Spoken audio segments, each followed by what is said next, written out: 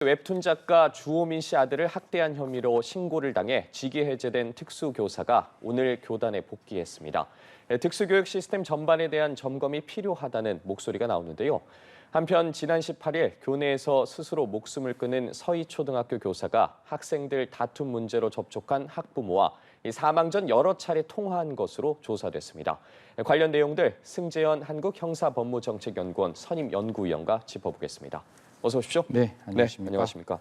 먼저 웹툰 작가 주호민 씨 자녀의 아동학대 신고 관련 얘기부터 나눠보도록 하겠습니다.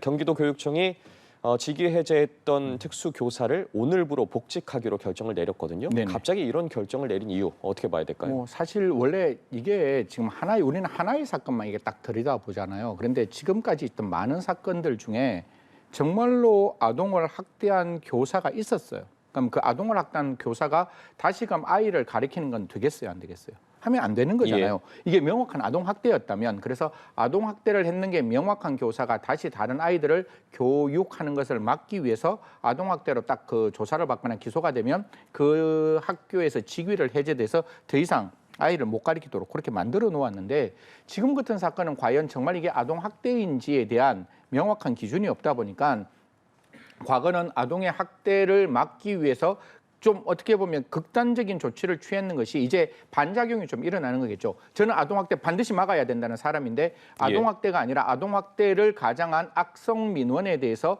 정말 교권이 침해되면 그런 부분에 대해서는 좀 이렇게 적극적으로 복직을 시켜서, 그러니까 직위 해제를 시키지 않고 계속 교육을 받게 하는 것도 필요한 거 아니냐, 조금 이따 한 말씀 더 드리겠는데, 바로 직위 해제가 되면 나머지 특수학급에 있는 아이들의 교육을 누가 담당해야 될 선생님이 없어지기 때문에 그 아이에 대한 인권 침해, 그러니까 그 특수학급에 있는 다른 아이들의 학습권 침해도 만들어질 수 있어서 이런 부분을 전반적으로 좀 고려해야 되지 않느냐.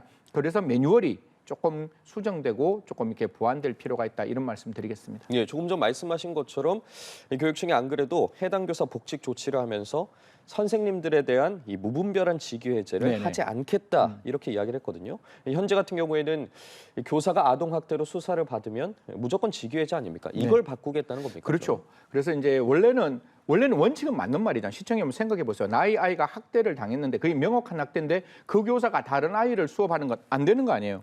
그런데 그게 아니라 지금은 교권이 무너지고 완전히 무너져서 어떻게 보면 교사가 직원이 되고 학생이 손님이 되는 그런 어떤 사정에서 이게 신계급주의라고 제가 얘기하는데, 학교에 가면 선생님들이 스승이 아니라 선생님들이 오히려 그 학생을 시중드는 형태가 되다 보니까 분명히 조금만 시중을 잘못 들어도 그게 아동학대라고 민원을 하는 경우가 있어요.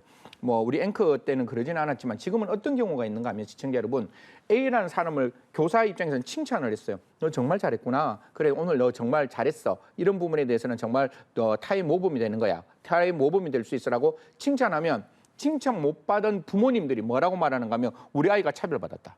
왜 우리 아이는 칭찬하지 않느냐라고 해서 아동을 차별하면 아동학대거든요. 아동학대로 신고하면 걸릴 수밖에 없는 그런 사정이 되다 보니까 이런 경우까지 무조건 수사를 받는다고 해서 이게 직위를 해제하는 거는 과도한 거 아니냐. 그래서 좀 구체적인 걸 따져보자라고 해서 이 부분에 대한 수정 보완을 이야기를 하는 것입니다. 예, 주호민 작가의 경우 재판 결과를 좀 기다려달라는 입장이고, 해당 교사의 경우에 아동학대는 없었다, 이렇게 주장하고 있거든요. 이달 말이죠. 이제 28일? 해당 교사에 대한 28일에 3차 공판이 예정돼 있는데, 자, 특수교사가 복직을 했고 선처를 바라는 학부모와 교사들의 탄원서가 판사들에게 전달이 됐거든요. 향후 어떻게 전망해 볼 수 있을까요? 이 사건 사실 저도 오기 전에 우리 앵커하고도 이야기하고 주위 분들한테도 많은 이야기를 나누어 봤는데, 사실 저희 같은 이제 법을 보는 사람들은 기록을 보지 않고 함부로 말하는 게 되게 좀 불편합니다, 사실. 그렇지만 지금 나와 있는 언론에 나와 있는 내용을 좀 종합해서 시청자 여러분께 좀 말씀을 드리면, 일단은 검찰의 입장에서는 이 사건이 아동학대라고 봤어요. 이 아동학대라고 봤던 부분이 뭔가 하면 이 지금 문제가 되고 있는 주호민 씨의 아들이 다른 여학생 앞에서 굉장히 부적절한 행동합니다. 그 행동은 제가 봤을 때 굉장히 부적절한 행동이에요. 부적절한 행동을 해서 그 9살 되는 여학생이 굉장히 심적 충격을 받아 있는 상황임에도 불구하고 잘 해결이 됐어요.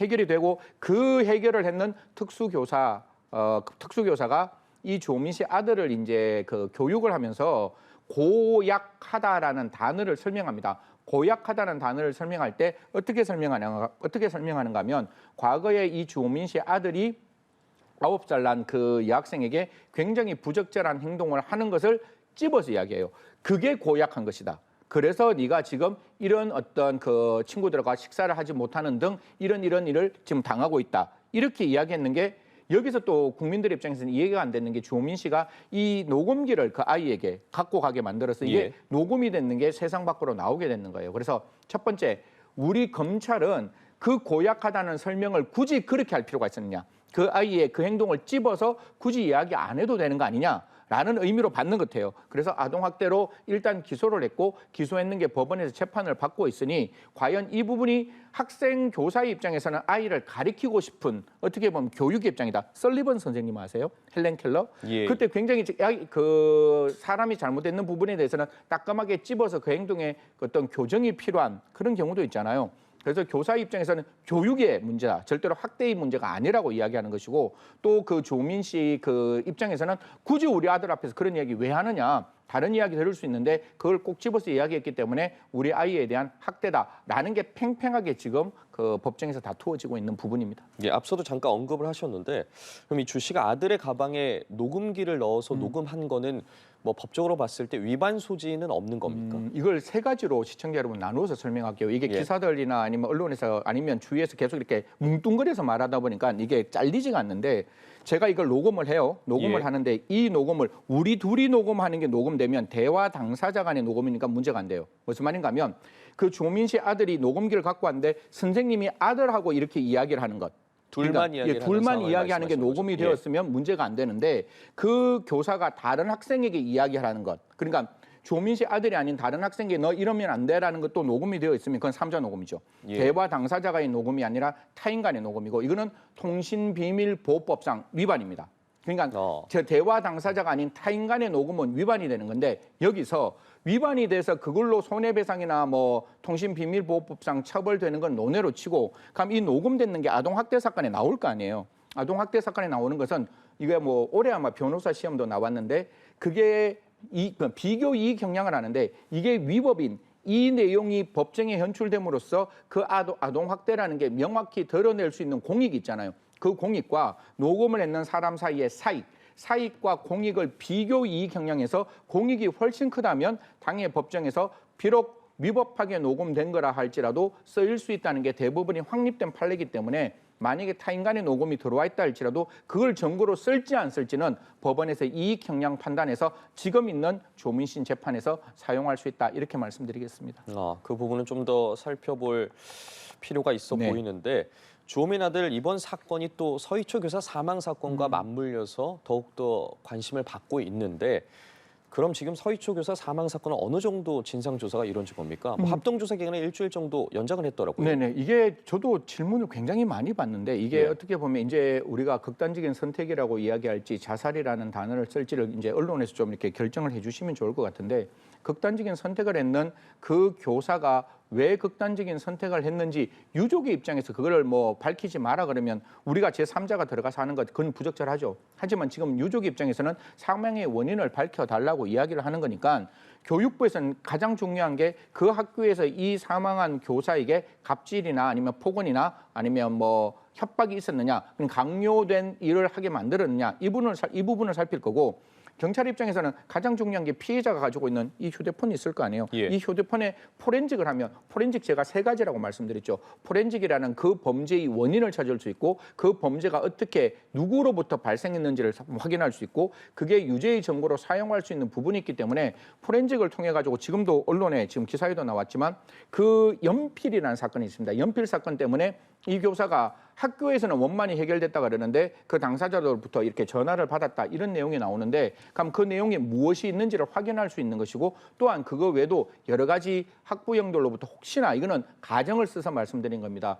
폭행이나 폭언이나 협박이나 의무 없는 일을 강요받았다면 그건 다 형법상 문제가 되는 거죠. 거기서 만약에 협박적인 협박의 내용이 있었으면 협박죄가 될 것이고 거기에서 어떤 그 명예훼손적인 어떤 말이 있었으면 명예훼손, 모욕적인 말이 있으면 모욕죄뿐만 아니라 그 교사에게 의무 없는 일을 폭행과 협박을 시켜서 행위하게 만들었다면 강요죄까지 성립될 수 있으니까요. 이러한 포렌식과 주변에 있는 특히 학교에 있는 PC 같은 걸 확인해서 그런 부분이 있는지를 확인할 것이다라는 말씀드리겠습니다. 예. 자, 그럼 문제 이 연필 사건의 내용이 뭔지 궁금하고 학교 측에서는 뭐 원만하게 해결이 됐다 네. 이렇게 이야기하지 않았습니까? 이게 연필 사건 뭐 시청자 여러분 초등학교 때 아니면 국민학교 때 어떤 게 있는가 하면 앞쪽 뒤쪽이 이렇게 붙어서 앉잖아요. 예. 붙어서 앉으면 뒤에 있는 아이가 이렇게 책상을 탁탁탁 친다든가 아니면 뭐 다른 일이 있으면 서로 간에 옥신각신을 할 수 있잖아요. 그래서 그 돌아서 이야기를 하는 과정에서 연필 때문에 뒤에 그러니까 옥신각신하는 아이의 한 명의 얼굴에 상처가 났는가 봐요. 그러니까 뭐 제가 여식을 키우더라도 머리에 얼굴에 상처나면 굉장히 기분이 나쁜 일이죠. 그러면 제일 먼저 뭘 하겠습니까? 왜 교사가 그런 어떤 싸움을 말리지 못하고 예방하지 못하고 그 과정에서 교사가 무엇을 했는지에 대한 정확한 평가가 필요하잖아요. 그래서 그 부분에 대해서 이제 학부형들이 전화 통화를 했다라는 거고 그 전화 통화를 했는 내용이 저는 뭔지는 모르겠지만 거기서 굉장히 그 교사를 옥죄는 이야기가 있을 수도 있을 거고 그래서 그 중에 과연 그러면 학교가 그런 어떤 교사가 문제점이 발생했을 때 과연 학교가 어떠한 조치를 취했을까? 제가 맨날 학교 폭력이 있을 때 이야기했는 게 피해자 혼자 내버려 두면 안 되죠. 학교 폭력에서 피해자는 다른 학생들과 함께 연대해서 그 가해자에게 대항하라고 그렇게 학교 폭력을 가르치고 있는데 저도 그러면 학교가 이 교사가 그렇게 굉장히 잘 교사로서의 행동을 했음에도 불구하고 불가피하게 그런 일이 발생했을 때 만약에 그게 민원을 받을 때 교사 혼자 그걸 감당하게 하는 게 맞는 건지 산업안전보건법이라는 게 있습니다. 저희들이 전화를 받을 때 어떤 고객으로부터 굉장히 불편한 이야기를 들었을 때 그 고객 응대했는 그 시간제 근로자를 한두 시간 쉬게끔 만드는 그런 어떤 제도가 산업안전보건법이 돌았다면 적어도 이 교사도 조금 쉬게 만든다든가 아니면 그런 민원인들로부터 한 발자국 떨어져 있어서 학교가 이런 민원을 전담해서 해주는 게 필요하지 않았을까? 그런 걸 과연 학교가 적절하게 했는지를 살피는 게 가장 중요하다. 그렇게 말씀드리겠습니다. 예, 어쨌든 합동 조사가 4일까지 진행되니까요. 조사 결과는 좀 지켜봐야 네. 할 것 같습니다. 자, 다음 사건 짚어보도록 하죠. 이 가수 장필순 씨가 애견 호텔을 경찰에 고소했거든요. 네. 저 생각보다 되게 좀 충격적이었어요. 예. 앵커 집에 반려견 키우시나요? 아, 저는 지금 키우지 않습니다. 저는 반려견 정말 제 생명같이 반려견을 키우고 있는데 제가 어디 출장을 가야 돼요. 출장을 가서 이 반려견을 맡아줄 수 있는 흔히 말해서 애견 호텔 거기에 맡겼단 말이에요. 그게 맡겼는데 거기에서 지금 나오는 저 반려견이 하루가 안 돼서 열사병으로 사망했다라고 생각하면 예. 그 충격은 어마어마한 충격이죠. 그런데 거기에 그 호텔에서 다소 제가 봤을 때는 분명히 과실에 가까운 고의가 있었고 그 고의 때문에 그 과실 때문에 열사병에 걸려서 동물이 사망한 정황이 보이기 때문에 이 부분에 대해서는 좀 동물보호법상 처벌할 수 있는 가능성도 열려 있는 게 아닌가라는 말씀드리겠습니다. 처벌받을 가능성은 열려 있다 이렇게 네. 말씀해 주셨는데, 자, 해당 업체가 사과문을 내고 폐업을 했습니다. 그런데 어제 사과문을 지우고 다시 입장문이 올라왔거든요. 장필순 씨와 애견 호텔 양측의 주장이 좀 엇갈려 보여요. 뭐 제일 처음에 분명히 저는 그렇게 생각합니다. 뭐 애견 그 호텔 입장에서는 굉장히 할 말이 있을 수는 있을 것 같은데 예. 일단 소비자가 맡겼는 그 반려견이 사망을 했으면 그 부분에 대해서는 사과하는 게 맞을 것 같고 제가 아까 법리적으로 말씀드릴게요. 이 두 사람이 주장은 주장대로 따져 보면 되는 거고 우리 동물보호법에 보면 고의뿐만 아니라 과실로도 동물을 학대하거나 그 동물을 돌보지 않았을 때 처벌할 수 있는 규정이 있고 게을리했거나 그게 방치했을 때 처벌해요. 동물 학대라는 건 어려운 게 아닙니다. 내가 동물을 제대로 관리해야 되는 소유자 등이라고 나오거든요. 그 등에게는 일시적으로 그 반려견을 맡았는 사람도 소유자로 봐요. 우리 법은. 그럼 소유자가 그 반려견에게 제대로 된 관리 조치를 하지 아니하였다면 그걸 게을리했거나 방치했다면 그로 인해서 반려견이 사망했다면 3년 이하의 징역으로 3천만 원 이하의 벌금으로 처벌할 수 있어서 과연 게을리했다는 건 과실적 요소라고 말씀드렸죠. 방치했다는 것은 고의적 요소가 될 수 있기 때문에 그런 부분에 대해서 완벽하게 주의 의무를 기울였음에도 불구하고 반려견이 그러니까 어차피 사망할 수밖에 없었던 환경이 아니라면 이 부분에 대해서는 조금 이렇게 형사법적 처벌 가능성이 없지는 않을 것이다라는 말씀드리겠습니다. 예, 알겠습니다. 오늘 각종 사건과 관련해서 승재현 한국형사법무정책연구원 선임 연구위원과 이야기 나눠봤습니다. 말씀 고맙습니다. 고맙습니다.